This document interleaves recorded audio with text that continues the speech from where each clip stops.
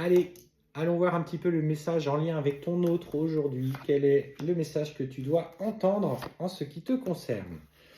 Et on te parle de la nécessité de travailler sur tes émotions et ta frustration. Parce qu'en fait, on voit que ton autre est clairement a menti, t'as caché certaines choses et en fait, tu as pris ce coup de poignard dans ton cœur d'une manière très intense.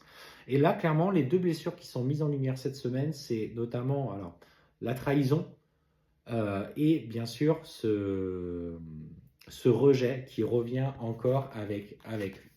Donc ce qu'on te dit, c'est travaille sur tes émotions qui sont en train d'être mises en lumière au travers de la situation que tu traverses. Parce qu'on voit bien que malgré tout, tu vois, ce lien est intemporel. Il vous relie du plus profond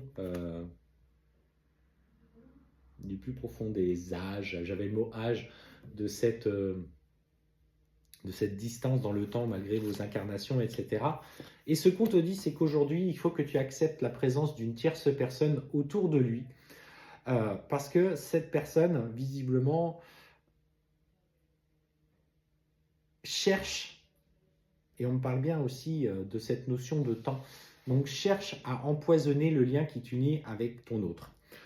Cette personne, elle était là, et là c'est ce que je ressens, notamment dans une vie passée. Elle fait partie de vos différentes incarnations parce que c'est un gros nœud karmique. Alors elle, pour le coup, cette personne, elle ou lui, hein, c'est un gros nœud karmique. Et en fait, on voit que le voyage aujourd'hui dans cette vie-là doit faire que ton autre doit travailler avec le lien avec cette personne et qui va le faire dans la distance par rapport à toi. N'oubliez jamais, et ça c'est quelque chose que vous devez comprendre, le runner dans le travail qui est fait doit dépasser les nœuds karmiques en lien avec votre passé. C'est pas forcément vous qui allez le bosser. Ça, c'est lui qui le bosse dans la matière et c'est pour ça que cette personne revient. Et en fait, on te dit clairement que dans la distance, il est chargé de lever le voile de l'illusion sur cette personne. Et que, effectivement, tant que ce travail ne sera pas fait au travers de ce lien avec elle, alors cette personne, elle peut être, parce qu'on parle bien de maléfique, on parle bien d'une personne avec une personnalité assez sombre, je sens de basse vibration au travers de celle-ci, comme pour empêcher la lumière de votre relation éclater au grand jour. Donc elle est là, en fait, elle a été placée par ces énergies basses. J'irai même plus loin, alors ça parlera peut-être pas à tout le monde, mais par, entre guillemets, cet égrégore du mal représenté alors, sous différentes formes, en fonction des religions, pour s'aborder le réunion de votre relation.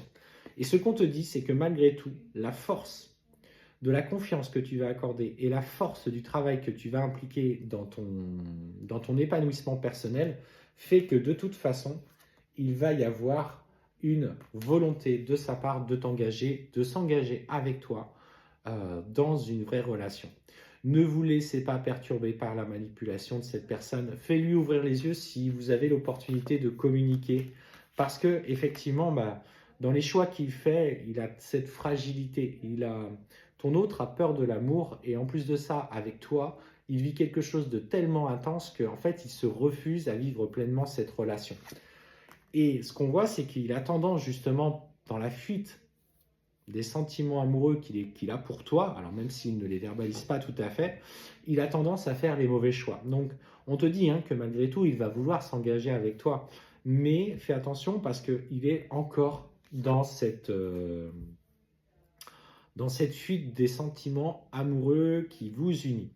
Ce qu'on te dit, c'est que il faut qu'il aille chercher cette paix intérieure. Il le fera. Il le fera indépendamment de toi parce que toi, tu auras trouvé la tienne. Tu te seras aligné complètement avec qui tu es, avec ce que tu ressens. On ne te demande pas d'être parfaite parce que pour le coup, travailler dans son éveil spirituel, ce n'est pas être parfait.